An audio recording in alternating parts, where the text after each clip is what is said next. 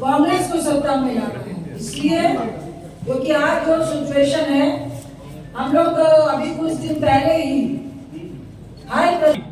आपके बगल में तुलसी साहू जी बैठी, उनका नाम आ रहा है, आपकी बात हुई थी, पक्का डन माने? ठीक है, आप सभी का धन्यवाद और धन्यवाद। डन माने? ये चुनाव लड़ेंगे हम तो प्रजा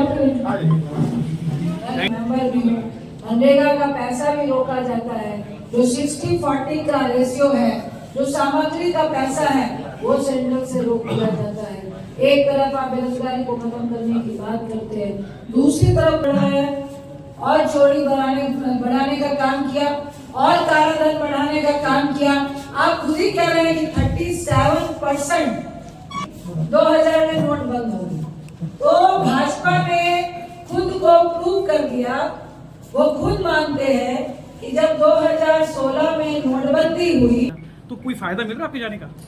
सबसे पहला फायदा तो आप ही लोग उठा रहे हैं, खुलेआम प्रश्न कर रहे हैं और उसका जवाब दे रहे हैं, और मुझे लगता है ये अधिकार है मैडम, ये तो हमारा राइट है। मुझे नहीं लगता कि मैं छत्तीसगढ़ को और अपनी स्टेट को नीचा होने दूंगी। एक तो यही में 15 लाख रुपए आए, ना ही फेक करेंसी बंद हुई। ये कैसा काला धन बंद करना था? आप कह रहे थे कि बहुत चोरी है, चोरी होती है बड़े नोट से, तो आपने 2000 का नोट छापा। तो देश का जो मूड है वो कर्नाटक चुनाव ने दिखाया।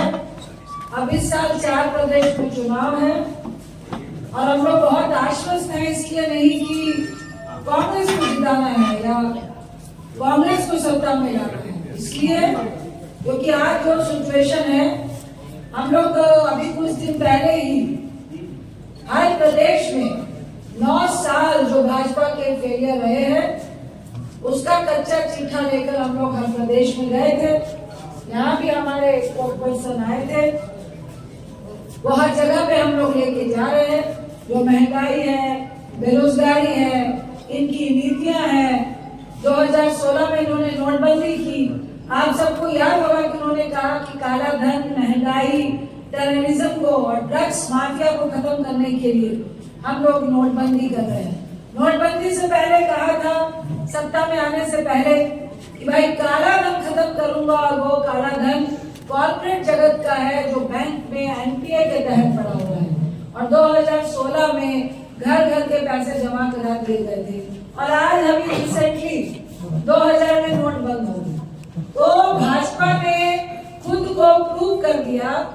वो खुद मानते हैं कि जब 2016 में नोटबंदी हुई, ना काला धन बंद हुआ, ना टेररिज्म बंद हुआ, ना ही लोगों के अकाउंट में 15 लाख रुपए आए, ना ही फेक करेंसी बंद हुई। ये कैसा काला धन बंद करना था? आप कह रहे थे कि बहुत चोरी है, चोरी होती है बड़े नोट से, तो आपने 2000 का नोट छाप दिया। अब 2023 में अचानक से कर्नाटक चुनाव के बाद आपने 2000 के नोट बंद कर दिए कि 4 महीने के बाद ये नोट नहीं चलेंगे। तो इसका मतलब है 2000 के नोट से आपने और भ्रष्टाचार बढ़ाया और चोरी बढ़ाने का काम किया और काला धन बढ़ाने का काम किया। आप खुद ही कह रहे हैं कि 37% जो काला धन है वो 2000 के नोट है। तो 2000 का नोट ना ईवीएम में मिल रहा था, ना एटीएम में मिल रहा था, ना बैंकों से मिल रहा था। तो ये पैसा था और है कहाँ? अब किसका पैसा जमा हो रहा है? तो ये सारी चीजें हैं इनके, जो हर साल इन्होंने 2 करोड़ नौकरियां देनी थी, वो कहाँ चली गई? आप गैस सिलेंडर 350 पौने 400 का था, तो आप कह रहे थे महंगाई है, और अब 1154 रुपए का है। तो आप बिल्कुल इस तरह से पेश आ रहे हैं कि जैसे कोई महंगाई नहीं है। हम हर जगह पे ये मैसेज लेके जा रहे हैं और एग्जाम्पल दे रहे हैं। जिस तरह 5 गारंटी हम कर्नाटक में लेकर आए, और जिस 5 गारंटी में जो बेरोजगार ग्रेजुएट युवा है उसको 3000 रुपए, जो पोस्ट ग्रेजुएट है उसको 1500 रुपए, 2000 घर की गृहिणी को, ताकि जो गैस सिलेंडर महंगा है वो अपने किचन को बैलेंस कर सके। 10 किलो अनाज हम उसके घर में दे रहे हैं, और वहाँ पे फ्री बस पास महिलाओं को दे रहे हैं। राजस्थान में हम 500 रुपए का गैस सिलेंडर दे रहे हैं। छत्तीसगढ़ की बात करें तो पूरे देश में अगर सबसे ज्यादा किसानों को एमएसपी मिलती है तो वो छत्तीसगढ़ में हम दे रहे हैं। तो ये सारे एग्जाम्पल्स हम लेकर जा रहे हैं, यही एग्जाम्पल्स हम आपको दे रहे हैं कि आने वाला जो नवंबर में चुनाव है इस साल, हम पूरी तरह से आश्वस्त है।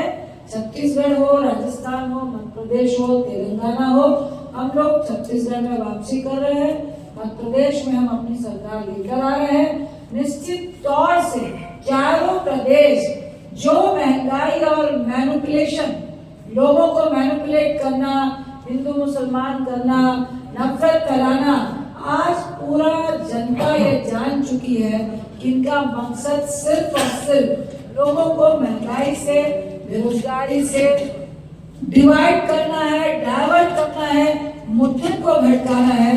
तो यही बातें हम लोग करने के लिए आए और फिर बहुत जल्द आपके बीच में पूरे डिटेल के साथ कि क्या क्या इनकी नीतियां हैं, आप सबको भी मालूम है। यहाँ पे रेलवे का क्या हाल है, ट्रेनों का क्या हाल है। लगभग 36 ट्रेनें इन्होंने रद्द की थी, फिर उसके बाद चलाई। कई ट्रेनें 8-8 घंटे लेट थी। कई को हम लोगों ने पिछले सेशन में प्रयास किया, चिट्ठियां लिखी, लेकिन अभी बहुत सारे दिखते हैं। मनरेगा का पैसा है, कल ही मैं जब छत्तीसगढ़ आई तो मैं स्टैंडिंग कमेटी की मेंबर भी हूँ। मनरेगा का पैसा भी रोका जाता है। जो 60-40 का रेशियो है, जो सामग्री का पैसा है, वो सेंट्रल से रोक दिया जाता है। एक तरफ आप बेरोजगारी को खत्म करने की बात करते हैं, दूसरी तरफ तो बिल्कुल नीचे वाला व्यक्ति मनरेगा से काम करता है, आप उसका पैसा भी रोकने का काम करते हैं। तो ये सारी चीजें हम आपके बीच में लेकर आए हैं और ये कहने आए हैं कि इनका चिट्ठा अब लगातार हम लोग चुनाव विधानसभा के, लोकसभा तक खोलेंगे और हम लोग आश्वस्त हैं कि हम लोग छत्तीसगढ़ को रिपीट कर ही रहे हैं और 2024 में उनको, भाजपा को हम लोग दिल्ली में सत्ता से विमुक्त करेंगे। आपने कहा मध्य प्रदेश में सरकार बनाएंगे, सरकार तो थी आपकी, तो फिर गई कैसे? देखिए, आप ये पुरानी बात बोल रहे हैं। आज की तारीख में मामा जी जो शिवराज चौहान जी कहे जाते हैं, उनकी सरकार है और इन्होंने खाली मध्य प्रदेश नहीं, कई प्रदेशों में, महाराष्ट्र का एग्जाम्पल ले लें, बिहार का एग्जाम्पल ले लें, मध्य प्रदेश का ले लें, गोवा का ले लें, इन्होंने धोखे से सत्ता हथियाने का काम किया है और जनता जान रही है। अगर आपने दम था, खम था, तो चुनाव में आके लड़ते ना। हमारे ही लोगों को भीतर घात करवा के, तोड़ के, प्रेशराइज करके ले जाके जिस तरह की सत्ता आपने ली है, वो जनता उसको नकार रही है और आने वाला चुनाव उसको दिखाए। आपके कद्दावर मंत्री कहते हैं कांग्रेस में भी धोखा है, उनको सीएम नहीं बनाया गया। देखिए, आप किसकी बात कर रहे हैं मुझे नहीं मालूम, लेकिन मैं ये जरूर कहूंगी कि हमारी पूरी कांग्रेस एकजुट है और जब परिवार बड़ा होता है, बर्तन खटकते हैं। बर्तन खटकने का नाम अगर भाजपा वाले अपना घर देखे तो बेहतर है। आप जिन कद्दावर नेताओं की बात कर रहे हैं, मध्य प्रदेश हो, छत्तीसगढ़ हो, राजस्थान हो, तेलंगाना हो, उनको बोलिए अपने घर में झांके। उनके घर से बहुत सारे लोग लगातार निकल रहे हैं और आने वाले चंद दिनों में भी लगातार उनके निकलने की तैयारियां हैं। उनको अपना घर संभालना चाहिए। आपने कहा कि 500 रुपया दिया जा रहा है राजस्थान में, तो यहाँ छत्तीसगढ़ में क्यों नहीं दिया जा रहा? निश्चित तौर से मैं कहूंगी कि आप थोड़ा सा इंतजार कीजिए। बहुत सारे जो स्टेट के पैसे हैं सेंटर ने रोके हुए हैं। हम लोग का ये टारगेट है, बहुत जल्द माननीय अध्यक्ष खड़गे साहब या राहुल जी या प्रियंका जी आके, अभी जिस तरह उन्होंने मध्य प्रदेश में घोषणा कर दी है कि हमारी सरकार आएगी तो 500 का गैस सिलेंडर और अन्य बहुत सारी घोषणाएं की हैं। यहाँ पर भी जो हम लोग का मैनिफेस्टो तैयार होगा, उसमें आप इसको जल्द से जल्द सुनने का काम करें। अच्छा मैडम, ये बताइए 24 में लोकसभा चुनाव है और नीतीश कुमार जो जी हैं लगातार लोगों से मिल रहे हैं, बड़े बड़े नेताओं, विपक्षी नेताओं से मिल रहे हैं, तो क्या आप भी बिहार से बिलोंग करती हैं, तो क्या मानती है नीतीश कुमार पीएम के दावेदार होंगे यूपीए में? देखिए, 23 तारीख को मेरा टेंटेटिव पूरे विपक्ष की जो मीटिंग है वो पटना में है। लगभग 19 पार्टियां वहां पे ज्वाइन कर रही हैं। ये जो भ्रम फैलाया जा रहा है, भाजपा की तरफ से फैलाया जा रहा है, नीतीश बाबू हम लोग के साथ अलायंस में है और हम सब मिलकर, नीतीश बाबू भी वही काम कर रहे हैं जो पूरा विपक्ष कर रहा है। हम लोग एक दूसरे से मिल रहे हैं और पूरे विपक्ष को एकजुट कर रहे हैं और बहुत जल्द आपको ये भी मालूम चलेगा कि हम लोग का प्रधानमंत्री का कैंडिडेट कौन है। ये और सिर्फ भाजपा द्वारा फैलाया हुआ भ्रम है जिसको हम नकारते हैं। मैम, करप्शन पे डबल स्टैंडर्ड क्यों रहता है कांग्रेस का? जैसे कि आप लोग कहते हैं कि पूंजीपति देश को लूट दिया, अभी जो देखिए, बिल्कुल हम लोग जो कोर्ट और कानून का काम है वो हम लोग कार्रवाई कर रहे हैं। हिराल केस से लेकर राहुल जी को जो 5 दिन 60 घंटे बुलाया गया, मैडम सोनिया जी को इससे पहले भी कई लोगों पे ईडी का समन हुआ, उनकी तबीयत और एज को देखते हुए और उनके कि कितने साल से वो देश के लिए कंट्रीब्यूट कर रहे हैं, तो घर जाके भी पूछताछ हुई है। जिस तरह मैडम सोनिया जी को 2 दिन लगातार ईडी के ऑफिस में बुलाया गया और जिस तरह आप जो प्रश्न कर रहे हैं, अगर आप रिकॉर्ड उठा के देखेंगे, सीबीआई हो, ईडी हो, आईटी हो, बिल्कुल हम सम्मान करते हैं।